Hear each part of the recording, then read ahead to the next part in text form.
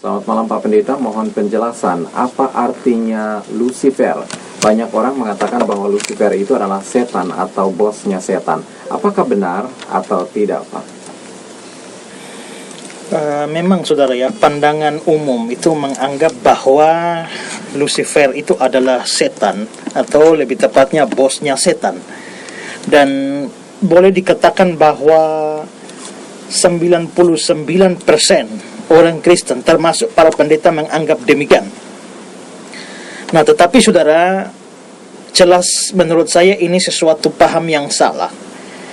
Nah, kalau saudara cari di dalam Alkitab bahasa Indonesia, kata Lucifer pun tidak muncul satu kali pun di dalam Alkitab bahasa Indonesia. Dan kata ini hanya muncul dalam beberapa terjemahan bahasa Inggris. Untuk Yesaya pasal 14 ayat yang ke-12. Di dalam Yesaya 14 ayat 12 itu di dalam Alkitab kita dikatakan, "Wah, engkau sudah jatuh dari langit, hai bintang timur putra fajar." Nah, bintang timur putra fajar ini, kata bintang timur ini yang diterjemahkan Lucifer, ya. Di dalam Alkitab bahasa Inggris misalnya dalam King James itu ditafsirkan Lucifer. Jadi Lucifer itu hanya muncul di situ. Dan saudara-saudara, sebenarnya kata Lucifer ini itu adalah kata bahasa Latin yang artinya sangat bagus. Artinya adalah pembawa terang. Ya. Dan saudara, kalau memang ini kata Lucifer ini muncul di dalam Yesaya pasal 14, kalau saudara perhatikan Yesaya 14, konteksnya itu tidak berbicara tentang setan atau tidak berbicara tentang iblis, tapi konteksnya berbicara tentang Raja Babel. Sehingga kalau memang di situ Lucifer disebut, "Wah, engkau sudah jatuh dari langit, hai Lucifer," maka Lucifer di sini tidak bisa diartikan setan. Mengapa? Karena konteksnya Yesaya 14 itu bukan bicara setan, tapi bicara tentang Raja Babel, di mana Raja Babel yang menguasai hampir seluruh dunia pada waktu itu dianggap sebagai pembawa terang atau dianggap sebagai Lucifer itu. Karena itu dari sisi konteks tidak membenarkan bahwa Lucifer di dalam Yesaya 14 ayat 12 diartikan itu setan. Memang orang-orang yang menganggap bahwa Lucifer di sini menunjuk pada setan atau iblis itu mengatakan bahwa ada gambaran-gambaran di dalam Yesaya pasal 14 itu yang tidak cocok untuk Raja Babel, dalam hal ini Nebukadnezar, tapi itu lebih cocok untuk malaikat yang jatuh. Karena ada kata-kata seperti misalnya dalam Yesaya pasal 14 ayat 13, "Engkau yang tadinya berkata dalam hatimu, aku hendak naik ke langit, aku hendak mendirikan tahtaku mengatasi bintang-bintang Allah. Aku hendak duduk di atas bukit pertemuan, jauh di sebelah utara. Aku hendak naik mengatasi ketinggian awan-awan, hendak menyamai yang maha tinggi," dan seterusnya. Nah, dari kata-kata itu mereka mengatakan, mana mungkin Raja Babel mau naik ke langit lalu membuat tahta di langit dan sebagainya, kan tidak mungkin. Jadi ini pasti menunjuk pada malaikat yang lalu akhirnya dijatuhkan oleh Tuhan, malaikat yang kepengen mengambil kedudukan Tuhan, memberontak pada Tuhan sehingga akhirnya dilempar lalu menjadi setan.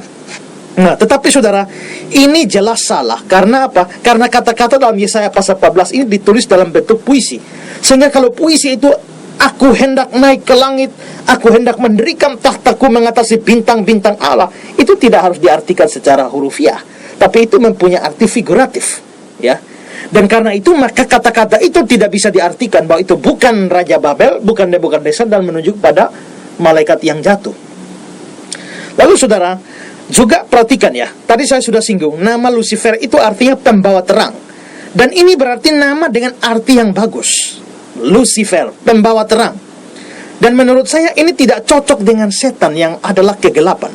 Di dalam Efesus pasal 6 ayat 12 dikatakan, "Karena perjuangan kita bukan melawan darah dan daging, tapi melawan pemerintah-pemerintah, melawan penguasa-penguasa, melawan penghulu-penghulu dunia yang gelap." Ini jelas bicara tentang setan dan roh-roh jahat. Jadi tidak cocok kalau Lucifer itu dipakai menyebut setan, karena Lucifer artinya pembawa terang. Tapi bagaimana dengan Yesus? Dalam Yohanes 1 ayat 9 dikatakan tentang Yesus, "Terang yang sesungguhnya yang menerangi setiap orang sedang datang ke dalam dunia." Lalu Yohanes pasal 8 ayat yang ke-12, maka Yesus berkata pula kepada orang banyak, katanya, "Akulah terang dunia. Barang siapa mengikuti aku, dia tidak berjalan dalam kegelapan, melainkan ia akan mempunyai terang hidup." Dan yang lebih menyolok, saudara, tadi dalam Yesaya pasal 14 ayat 12, kata yang diterjemahkan Lucifer dalam bahasa Latin itu adalah bintang timur. Jadi bintang timur itu Lucifer. Tapi di dalam Wahyu pasal 22 ayat 16, di sana dikatakan, "Aku Yesus telah mengutus malaikatku untuk memberi kesaksian tentang semuanya ini kepadamu bagi jemaat-jemaat. Aku adalah Tunas, yaitu keturunan Daud, bintang timur yang gilang gemilang." Yesus menyebut dirinya bintang timur yang gilang gemilang. Yesus adalah pembawa terang. Sehingga saudara-saudara, kalau Lucifer itu artinya pembawa terang, maka menurut saya, kalau antara iblis atau setan dan Yesus, yang lebih layak menyandang nama Lucifer menurut saya adalah Yesus, dan bukan setan. Setan itu kegelapan, tidak cocok, tidak layak untuk menyandang nama yang begitu mulia ini. Nah, memang saudara, kesalahpahaman ini dimulai sekitar abad yang keempat. Ya, ada seorang bapak gereja yang lalu menafsirkan Lucifer di sini sebagai setan, dan pada akhirnya diikuti oleh hampir seluruh orang Kristen, hampir seluruh pendeta Kristen, sehingga lalu akhirnya adalah pandangan umum bahwa Lucifer adalah setan. Padahal seharusnya ini adalah tafsiran yang salah. Jadi saya tidak setuju bahwa Lucifer itu adalah setan. Lucifer ini sesuai dengan konteks dari Yesaya 14 ayat yang ke-12 itu adalah sebutan untuk Raja Babel, yaitu Nebukadnezar. Dia dianggap sebagai pembawa terang, sebagai Lucifer, karena dialah yang menguasai banyak bangsa dan membawa banyak hal yang luar biasa bagi bangsa-bangsa atau negara-negara yang dikuasainya di bawah pemerintahan kerajaan Babel.